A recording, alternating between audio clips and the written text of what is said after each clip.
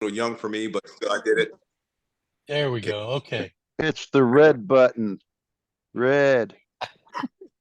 No, it doesn't. You The don't. other It's red. not on the bottom. All It's right. not on the Without bottom. further ado, Samantha Hens. Go ahead, Samantha. The Hi, floor is well, yours. yeah, so yes, I am a certified low vision specialist. Since 2011, my role at the Kansas City VA is a blind rehab outpatient specialist.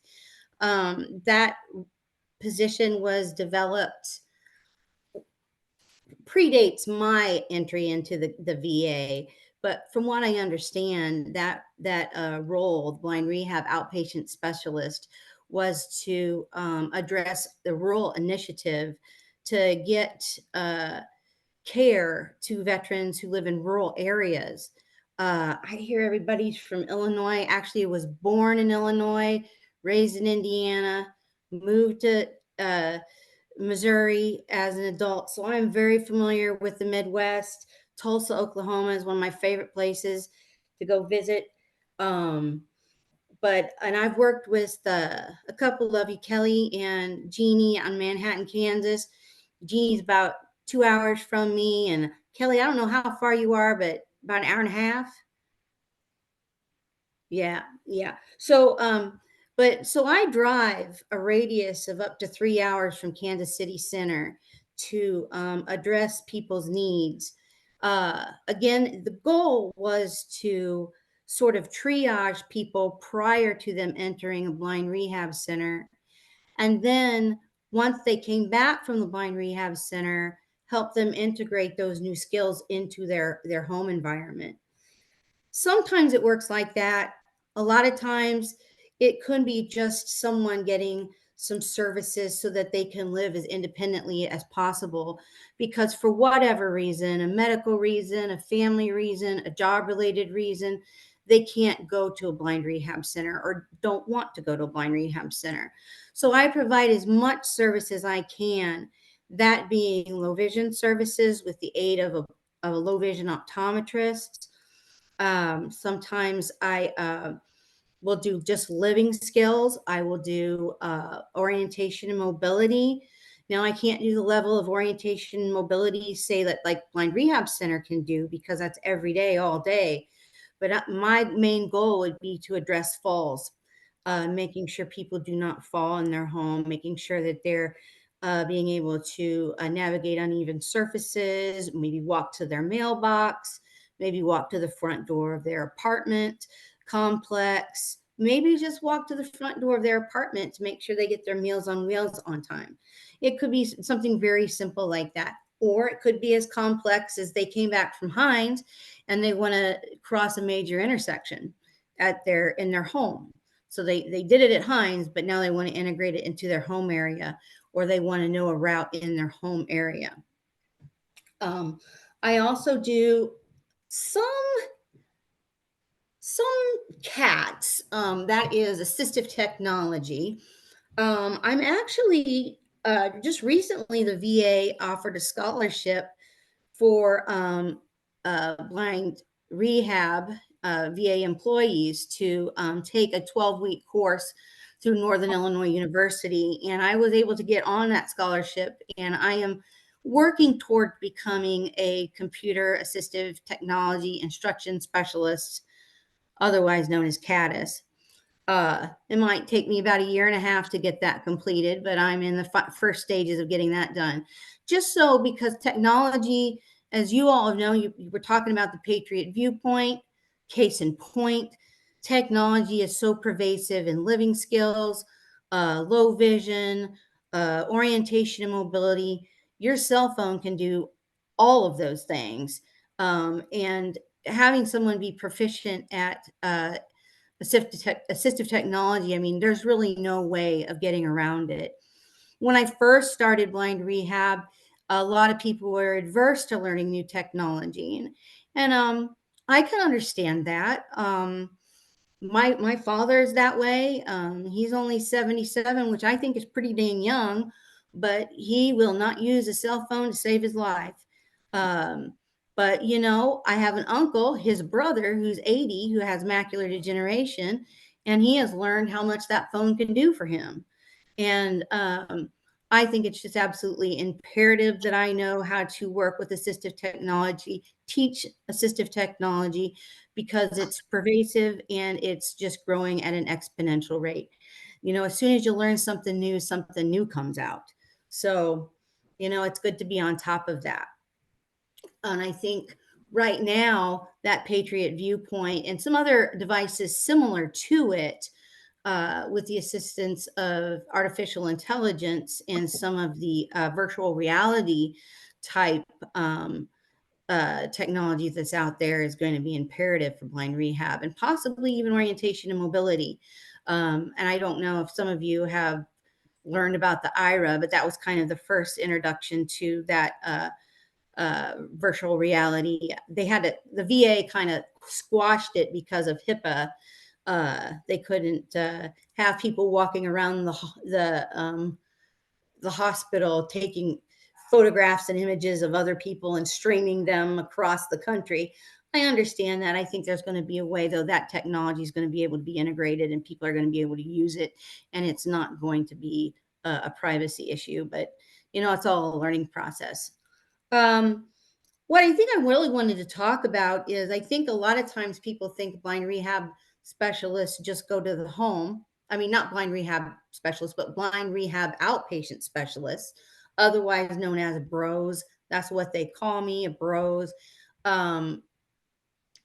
Just go to people's homes. And the reality is that I don't. Sometimes I see people in the clinic. Sometimes I do virtual, just like what we're doing now, training. Sometimes I do a combination where I go into the home and I have a low vision specialist on my computer, not a low vision specialist, a low vision optometrist. Let me be specific. And that person is doing basically a low vision evaluation with me there, because for whatever reason, that veteran can't travel to the VA.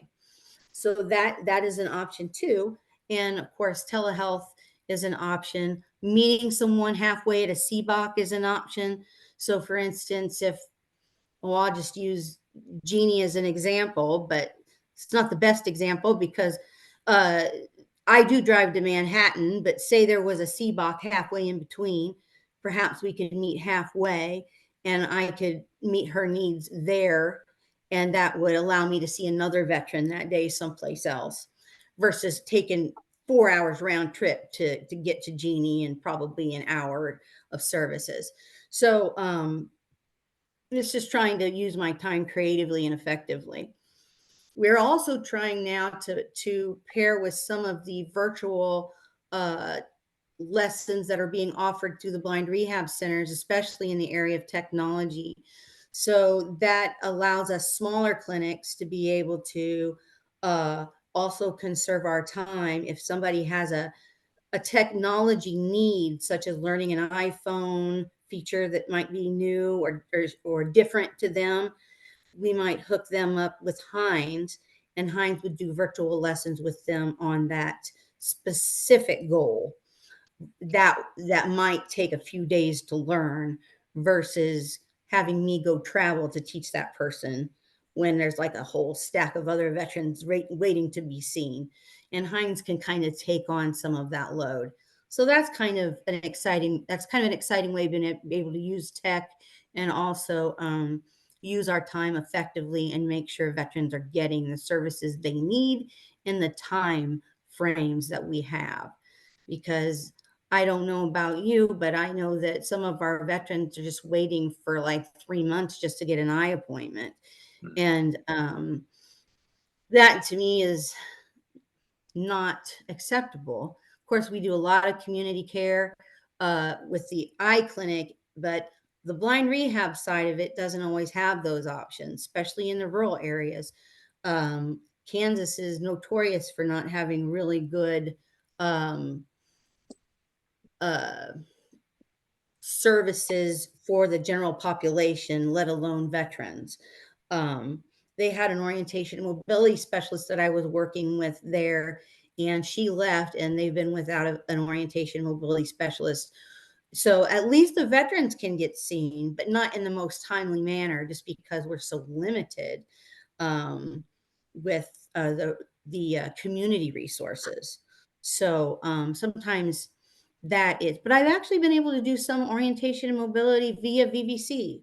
So it's just trying to be creative and trying to get people open to technology so that we can do a lesson face to face, but maybe over the computer. It's not ideal. I'd love to be face to face. I love to be in people's homes and see what their environment is so I can really understand what is going on. But sometimes, you know, if you live 2.5 hours away and I can come see you, but it's going to take me 2 months to get an appointment in because it's going to take me that much time to find that amount of time to drive there. If I can see you even in small doses up until that time, I can at least meet some of your needs before that time comes. And so you're not just sitting there stagnant and waiting, if that makes sense. I think that's mostly what I wanted to talk about. Just kind of what I do, how I do it, what my main goals are. I believe a lot of bros are similar. We all have pretty high caseloads and we're all doing 5,000 different things at once. And we love it. I don't know anybody who does what I do that doesn't love it. And you gotta love it because some of the red tape and politics and stuff that you get to come back to the office to is is not this. But you know, when you get to be with the veteran and work and solve those issues with people together, that's what I love and that's what keeps me going. So I haven't for one day said I don't love it, absolutely adore what I do. So I mean, that's me in a nutshell. I'm really excited that everybody's from all over. Yeah. Especially so many people from Illinois. I feel like I'm going home. I haven't been home for a while, so it's really nice. Well, Yeah, what do you say, Samantha? Should we open the floor to questions? sure, absolutely. And if you have a question for Samantha, please raise your hand and I'll call. Put it in front of your face so I can see it. Okay. Who is that? Is that Jerome? I think that is me. Yes. Okay, Hey, go ahead. do you two questions? One, do you utilize Zoom? And what other devices do you carry out in the field with you?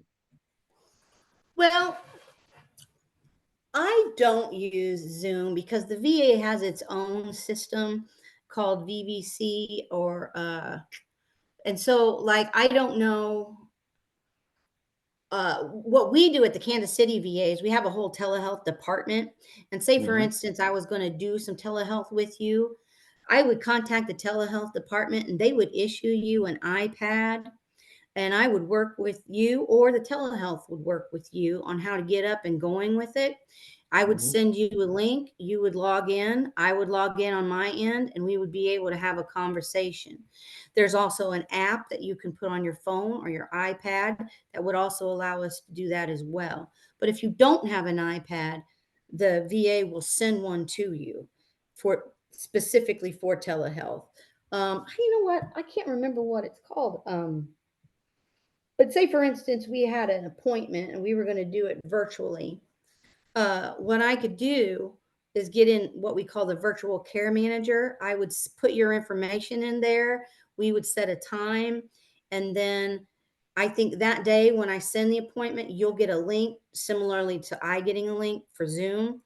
And I would just click on that and you and I would click on that at the same time. And we would be joined in a meeting together. The VA does it like that because we have to do it over a secure system. When COVID was around and we were just kind of scrambling to meet people's needs, we were allowed to use Zoom and Doximity and some other similar type face-to-face via computer type programs. But now that COVID is gone, we can no longer use that. And we have to use the secure systems that the VA provides. But it's not that much different than Zoom, to be honest with you. Okay, who else had a question? Brian Logan. Brian Logan. So you're familiar with the with the SAH and SHA grants, right? I am. I know what Okay. you're talking about, at least. Yeah, it's for adaptive housing, and you Right. can go inside, and it depends on the need, but and usually this is for, it depends your disability. You could be spinal, you could be visually impaired. If you're Mhm. approved, I think that it's best for the veteran to have like a good assessment as far as what their needs are going in, so that when they're getting those bids from these contractors to do the work, they're doing something that's significant, something Mhm. that's necessary, according to their disability. Is that something that you guys kind of connect with? Are you able to do like an assessment to let them know prior to them even cracking, picking up the phone and talking to a contractor, so that they don't Oh, walk yeah. down the wrong street? Well, I think I want to say yes, because I have done this before with individuals who have been accepted for the grant. Yeah. Once they are accepted for the grant, I also do HISA grants, home improvement and structural Yes, sir. adaptation Yep. grants. Well, I'll Yep. go into the home and we'll come up with Okay. kind of a plan on what needs to be done. I have a veteran who has some comorbid issues and some mobility issues, and we talk about those things. Now, a widened doorway may not necessarily be something that I would recommend as a visual thing, but for him, it's important because of the power mobility that he uses. I Mhm. recently was working with another gentleman who has a neurodegenerative disorder, and he also is visually impaired. So he keeps running his uh, wheelchair into the frames, the door frames. Yeah. So we talked about adapting those and making those a little bit, because they can make, like, I don't know what they're called, but they're kind of like bumper guards, so that when he does hit them, it doesn't ruin the finish, which is what he was most worried about. Right. Those But edge guards they put on the actual. edge guards, Yeah, yes, yeah, I know what that's you're what they talking were about. called. Yeah, Mhm. I was approved for I think the HAS. That's the one, the larger one. And Yeah. I talked to a contractor, and the question came about, what do you need to have done for adaptive needs? And honestly, I mean, I could stab at it, but I wasn't quite sure. It would have been a little bit better if I had like somebody come in and take a look and say, hey, this is going to work for you better. This lighting, you need this, you need that, as opposed to me just kind of like guessing and saying I just want a shower seat and rails. you know? Right. Now, I will tell you, and I hate this, but they say it all the time. One VA is one VA, and I hate that. But Mhm. I wish Accurate. there was some more uniformity in it. But sometimes you have, like, for instance, I'm working with. I try to forge really good relationships with, like, OT and PT, and I'm just started working with a veteran. He's got home-based primary care as well, and the home-based primary care social worker was working with me, but getting him voice activated lights because he has significant mobility issues in his hands and upper extremities, and Mhm. then also uh, getting him blinds for glare, Yeah. because he could not turn the blinds himself. So he's got voice activated blinds. And that was just a brainstorming situation where we sat down and, glare was not something that he thought about, but it was something that when we kind of went into the home, we were like, oh, this is a big deal for you. No wonder you have eye pain. No wonder you can't watch the television because it's right there at that window. And so, yeah, it does help to have somebody come in and look at it from a different perspective. Right. And I often get just referrals that say home safety. And I know what that means. That means they want me to go in and assess That's the it. environment Yeah. and really do a thorough job of saying, okay, one of the reasons why you can't watch TV is because you got this window here, or your CCTV isn't working optimally for you because, if you shut the blinds, you'd have or we get an overhead light, or whatever. Mhm. But so even just marking stairs and making sure there's higher contrast there. Um, but yeah, it would be worth inquiring whether or not you can have a bros come out and do that kind of assessment. I think personally, I do them all the time, Yeah. but like I said, it is just kind of one person, one Yeah, my yeah, one perspective. locate, you're right, right, perspective Mhm. from one versus, it's not uniform, like you said, or Mhm. there's not a lot of continuity when it comes to other VAs and how they do stuff. So that's true. Right, Yeah. right. Yep. Well, thank you. Cool. All right, Sure. David. Hey, Samantha, I know you work at Kansas City and probably different from everywhere else around the world, but what is the one case, or what, not case particular or anybody particular, what is the one biggest help people need from you? My goodness.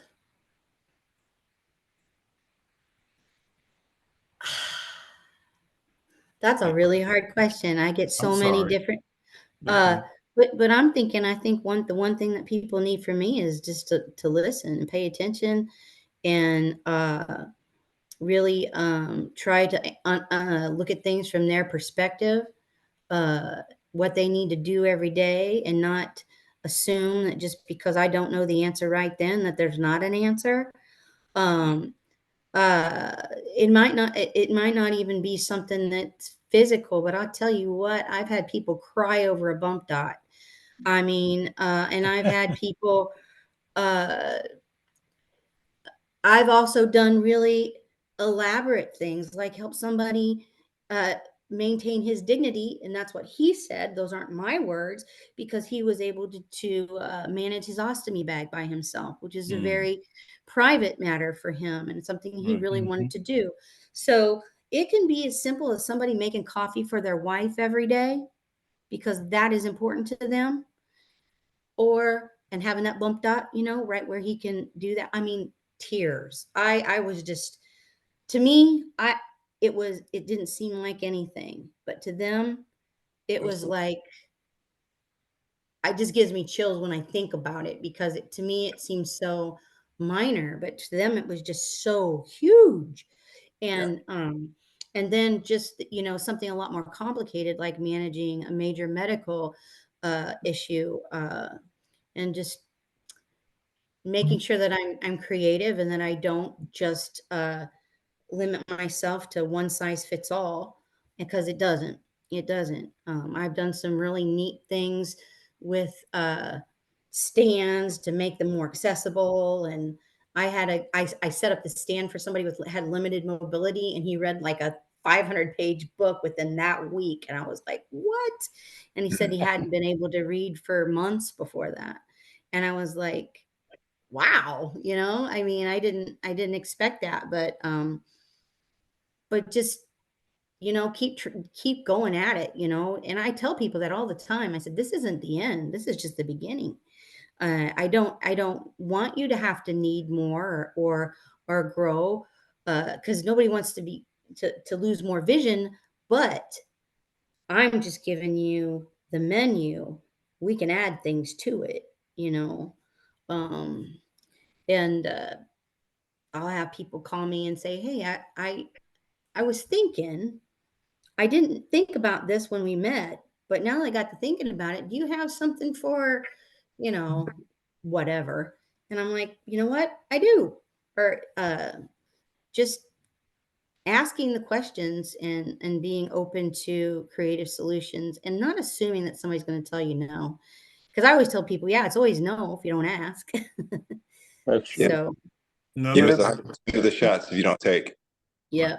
another part of my question would be, how close do you work with VIS coordinators? Like really close. Yeah. Hand So in hand. we've been having kind of a transitional period. That's a nice way to say it, where I guess we had a lot of social workers that were VIS coordinators in our VISN in particular. And there was a big transition in social work where they got some sort of incentive pay, and they were like, whoa, we're social workers, but we're doing this. And they all kind of went back to social work. So we lost some VIS coordinators, but I worked with a VIS coordinator in Columbia, Fayetteville, uh, Topeka, Leavenworth, Kansas City, Poplar Bluff, and sometimes Wichita. So I work with all of those VIS coordinators pretty darn closely. My personal VIS coordinator, well, he retired on in December 29th. We have not filled that position yet, but we are working really closely, my coworker and I, to make sure that people are getting referrals to the blind rehab centers, to make sure they're getting their VIST reviews done as best we can. So we're both kind of like, you know, we're in a transition period right now, but prior to that, it's like my VIS coordinator is my right-hand man, and my next right-hand man is any social worker. I love social workers because I rely on them so heavily to get people resources that, you know, every time I go into a home, I'll tend to find a question that I can't answer, but I usually can find a social worker who can. Awesome. Thank you. Anyone Oh, else? let me do a quick follow-up. You said you work with all, does that, I didn't hear you mention Michigan, so I was wondering, have you worked with the Michigan VIS coordinator? I have not. My cousin lives in Michigan, but that's all I know about Michigan. Okay, well, see, yeah, because as you were talking, I was thinking that you may be restricted to your region. I know how the VA system is regionalized, and I was just wondering if you, but could you work with the VIS coordinator in Michigan? That's be my next question. Well, you know what? Let me dial backwards because this just happened today. I had a veteran who was here in Kansas City, and this was kind of a really strange story, because he lived here in Kansas City, and I helped him out, and then he moved back to Illinois, and he happened to move back to my hometown, and he actually knew my father, and it was just a weird little circle of serendipity. But I still work with him, and I work with the VIS coordinator that he has in Danville, Illinois. So yes, so if I have a veteran who's like transitioned from Kansas City to another VISN or another region, I will work with that VIS coordinator to make sure they have everything they need. Especially if a VIS coordinator is just really by themselves and they're just not really, they may not know the technology that I might have issued. This particular VIS coordinator in Danville, I don't think he is, he's kind of in a silo. He's kind of by himself. And so I had issued actually it was a Patriot Viewpoint to one of my veterans. And every time that Patriot Viewpoint goes bad, he's like, Sam. So I will help him. And I do know in Ann Arbor, Michigan, one of the bros up there actually used to be my boss for a little while. So yeah, and he'll even ask me questions. We'll go back and forth and troubleshoot things. But yeah, if I have a veteran that's transitioned to another state, sure, I'll work with that VIS coordinator. I had a veteran who traveled to California and he lost his cane on the airplane.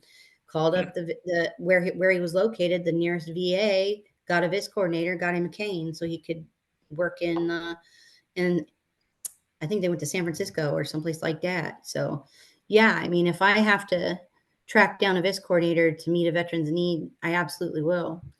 And I have done that. So in that vein, yes, but I usually don't take referrals from them as much as I just kind of help patch some of the issues that might come up. Oh, okay. Good questions. Anyone else? Kelly. Yes. So if we have a veteran in Topeka, or say I run into somebody, would they have to use the social worker there to get a hold of you? Or what would be the way of contacting you? You can contact me directly, or you can. Okay, that's kind of a loaded question because so for instance, right now Topeka and Leavenworth are in transition. They don't technically have a VIS coordinator. So at this point, yeah, you probably could call me directly and we would just figure it out. I know Dawn's kind of doing Dawn's the VIS coordinator there. She's doing a little bit of triage work. But if everything was running the way it should go through the VIS coordinator and then to me. Right. Yeah, I know Topeka didn't have one. That's why I was curious. So, yeah. But do you know I- how many people call me directly? It's totally fine. Well, I Okay. mean, we'll make it happen. It's going to Mhm. happen. It's just, Right. yeah. We just got to make I sure got- all the pieces come together. Yeah, I got a hold of you through one of the social workers at the VA, so I just thought maybe that would be a good route to start. It You know? actually would be, because I mean, at this point, with not having a VIS coordinator, especially one that's blind rehab centered, the social workers are probably the second best option. Okay. And All right, I thank usually you. work pretty closely with the social workers regardless, because I have, like, I don't know There's what you call another, it. there's a question. Love Somebody's them. raising their hand there. Oh, Okay, who's was that next? Sam? I'm sorry, that was Sam. You was raising your That was hand. me. I was Oh. worshiping social workers. I'm sorry. If my another question, I'm just a loaded question person. Sure. My next question would be, now I forgot. So somebody else have a question. It took me off track. Oh, if anyone wanted to, you know, the purpose of what we do, if we wanted to contact you pertaining to somebody, particularly in the Missouri, Kansas City, Missouri area that needed a VIS coordinator or someone, a specialist to talk to, can we direct them to you personally? And then you, like you just said, direct them to the right route? Absolutely. Can we use you as a reference? Absolutely. Yeah. I mean, it's kind of one of my favorite things to do is to try to get people hooked up with each other. Yes, So yeah, and I can I can share my phone number with you, but I could also email it to you and you could share it with other people. Um, How about we oh do that through Ray so yeah. that we keep your contact as private as possible? And then Mm-hmm. Ray can refer them, anyone had a question that they wanted to ask Samantha or you utilize for Samantha. Ray, would you be the conduit I to would. Not a connect problem. them to each other? That way you don't get bombarded with a bunch of calls. Okay? Mhm. We're protecting you already, Samantha. We Oh, want that's awesome. But yeah, Dan, did I see your hand go up? Yeah, I got a couple. All right. First thing is for Jerry, because you're talking about that app for telehealth. uh-huh. When you click on that app, if you have multiple appointments for telehealth coming up, it'll show up on the screen, and then you click on that appointment. So if you have like 3 or 4 telehealth meetings that day, they'll all show up. You know, the earliest one will be first, and so on. And you just click on which appointment. a chronological order of Yeah, your appointment. whichever appointment you want to attend. But first question is, how do you go about getting the pixels on your CVTC calibrated? Because I have a fairly new one, but it's oversaturated with red and green. And your my other 2 questions was what's Other that? Well, let's two just take one at questions? a time. Let her answer that one. So you're talking about your CCTV that's sitting next to you? No, I just got the old one out because I was getting nauseous because it's so orangish. Oh. The colors are orangish because it's oversaturated. So this is your old one that's Yeah. in the frame. And Yeah. what is your new one? Is it an Optelec 2 as well? I think yeah. It's the newer style one. Is it the Like- cloverleaf? I don't. Dan, I'm gonna need you to pay a little bit more attention here. and go Yeah, look yeah. at- Well, it was the Acrobat. nicest one to take out of the box because it had a handle right behind the screen. You could just pull it right out of the box. That's called the clover leaf. Okay. It's Well, the portable. It's the portable no, no. It wasn't portable. Oh, Does it it have an wasn't mobile? arm? Like the Acrobat. Yeah, it's a big old thing. Oh, okay. If it's big and old, it's not really new because the Well, newest Couple to years old. I'm sorry, Samantha, not to answer your question, but pertaining to what you're talking about as far as the OCC TV, this is a product we'll talk about later on, or adaptive tool later on. It's called the Cloverleaf Pro. Samantha, are you familiar with that? I know what you're talking about. I've seen one. I have not issued one. Okay. Y'all gonna start issuing those because those are the portable CCTVs or magnifier that they can take anywhere. And you know, the old style is so heavy, you sits on a desk and you have to, it's not remote. It's not the kind you can walk It's not around. portable.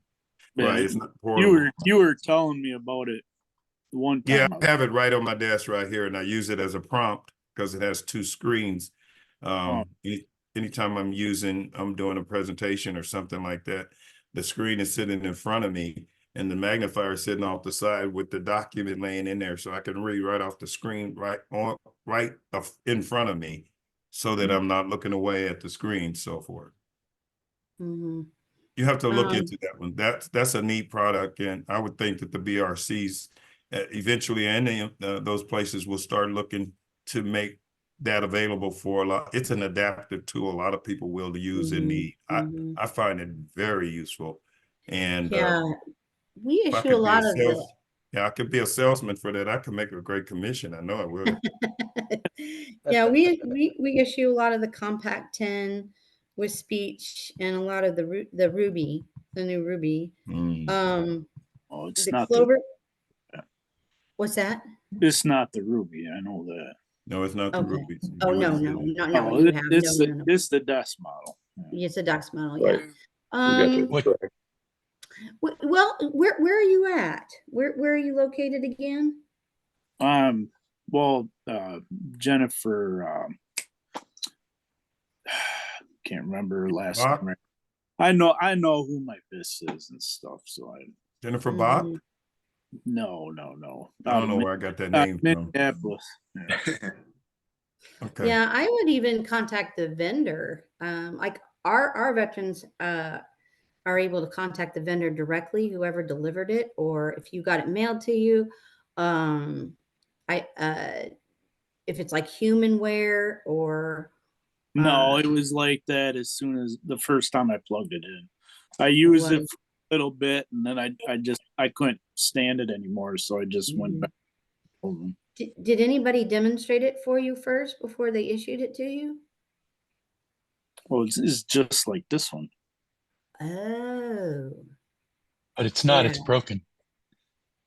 yeah, that's what I'm No. gonna say. You might need a All right, repair just replace needs, order. just needs pixels calibrated. That's all it needs. Yeah. Yeah. You need a technical person to come in and reset it. That's what I'm thinking. Yeah. Yeah. What was your next question, Dan? Or right. Other ones were, what was that Patriot thing you were talking about? And then what are some of the AI things that they're talking about that could help us? So, the Patriot Viewpoint is basically a virtual reality headset with a phone that is adapted to just enlarge and it's basically a CCTV on your head. Oh, I got the one, but I wish they would move the camera down because the camera is up way high on your forehead. So you constantly have to look down in order to, as if you're looking straight. You have to look down because the camera is mounted so high up on the glass. Mm, The one I have.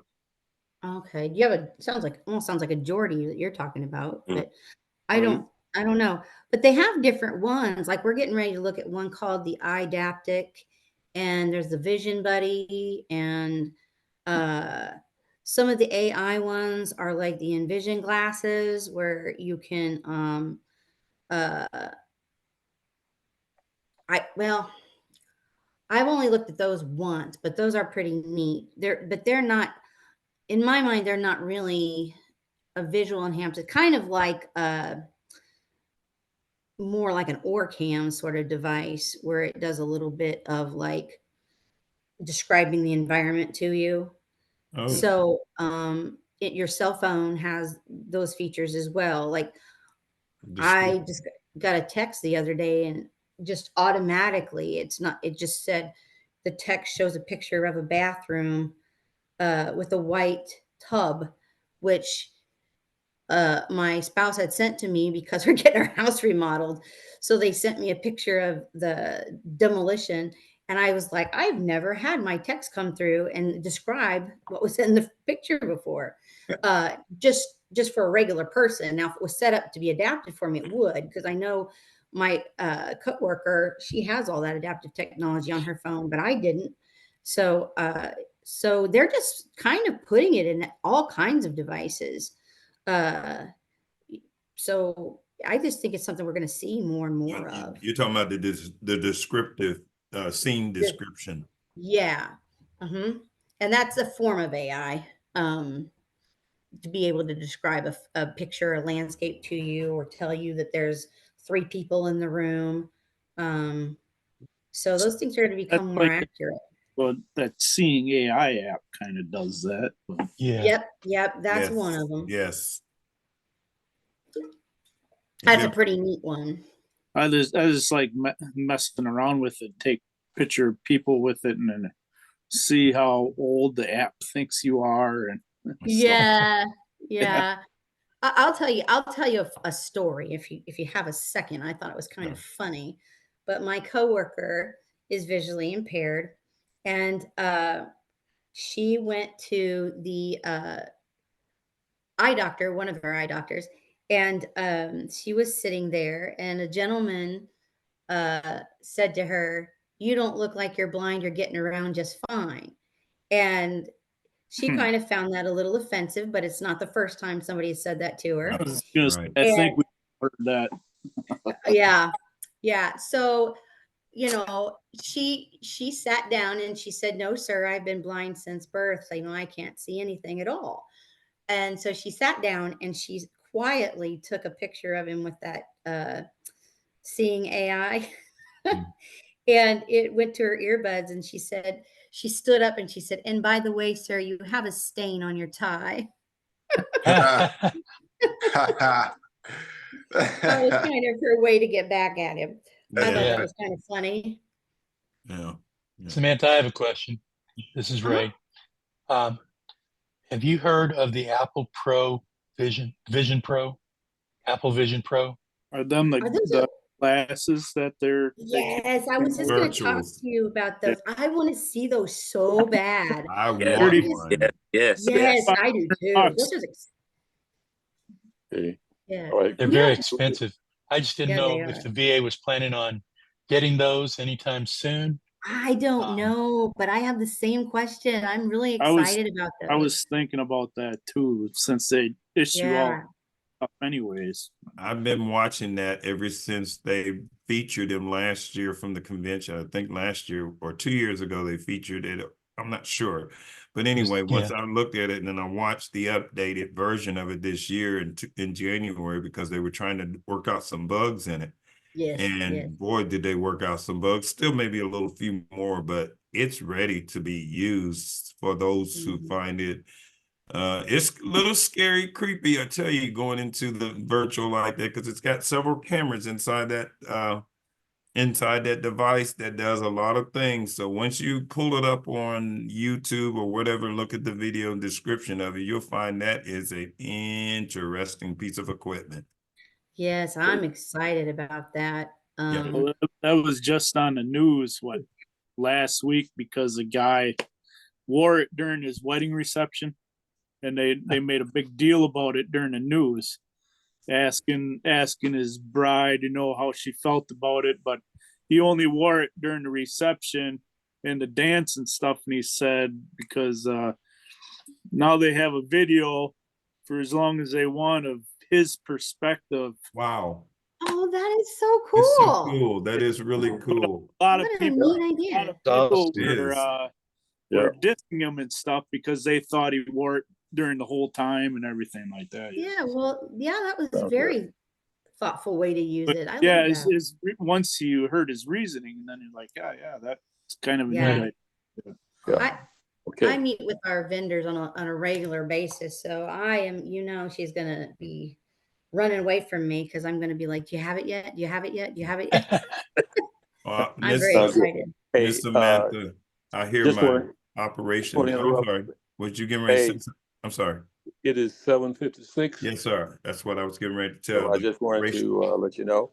operation manager, he actually makes sure we stay on top of things and on time. So we Right. probably got to end it at this point, but we want to, Ray, you want to go ahead and do accolades for Miss Samantha for doing such a great, awesome I job. sure will. Everybody, why don't you give a round of applause to Samantha Hance for being here with us. I'll clap for And, you all. You're amazing, Samantha. Salute. We really, So if you'd like to have her back, let me know. Shoot me an email. And I would think, just before we close, I would think that since she's such an interesting speaker and have a wealth of information, we should just look toward booking her back in the next, couple of months or so. All right. My recommendation. I was thinking about that when she was talking about the going to the university. well, I have a recommendation, and it sounds like a second. So Yep, that's right. And I have a third. okay, well, Samantha, it's up to you now. Do you Uh-oh. accept the? Samantha, accept we're going the to keep you in invitation to our come back. contact. We're All going right. to keep you in our contact. That is forever. just fine with me. Did we I twist am your arm honored enough? to do that. Yes, I'm honored to do Okay. that. Whatever you Okay. need, just let me know. Oh, well. Okay, you and I'll get together later, and we'll find a time and we can set you up. By All the right, way, that okay. sounds good. I want to thank All right. everybody for coming on this evening. Like Mr. Richardson said, it's about time to wrap it up. I did want to do just a few other things. Just a reminder, you can go to our webpage, nbvo.org in lowercase, and you can check out what's going on, even a recording of this program for the day. Also, you can check us out on Facebook. We're now doing different things and trying to do different things. So we encourage people to come to our Facebook page and keep it alive and do things with it. And then the other last and the final thing I want to remind our next meeting is in February the 11th. Of next year. March. No, April. I'm sorry, April. April 11th. April the 11th. Forgive me. February 11th next year. Maybe. You won't, I was implying next year again. I'm sorry. Anyway, bad host. But anyway, April 11th is our next meeting at 6:00, and we hope that you join us then. And our guest speaker will be Paul Mims. He is the president of the VBA, National VBA. Nice. Very interesting. You might not want to miss out on this. He was one that spoke to the Senate Judiciary Commission recently. The congressional speaker, meeting. yeah. Okay. Yeah. So we'd like to hear what he said in behalf of the veterans and so forth. So you might want to be tuned in for that next month. But with that, I'm glad everybody. Medications reminder. Time to log your 7 p.m. medications. Okay, it's that all right, time. somebody better Minus take your crazy pills. So you know what that means. We're all senior citizens. We know what time it is now. There you Everybody go get your medications because That's it's right. time. Bedtime. That's Gotta have funny. your dessert. All right, guys, we'll see you next time. Listen, Appreciate thank you all for everyone coming that on. does. See you next. Thank you, Samantha, ever so Thank much you for all. being here. with Thank you, Sam. Absolutely. Yeah. Thank you. Thank you. us. All right, Thank thank you. you. Bye-bye. Thanks, guys. Bye.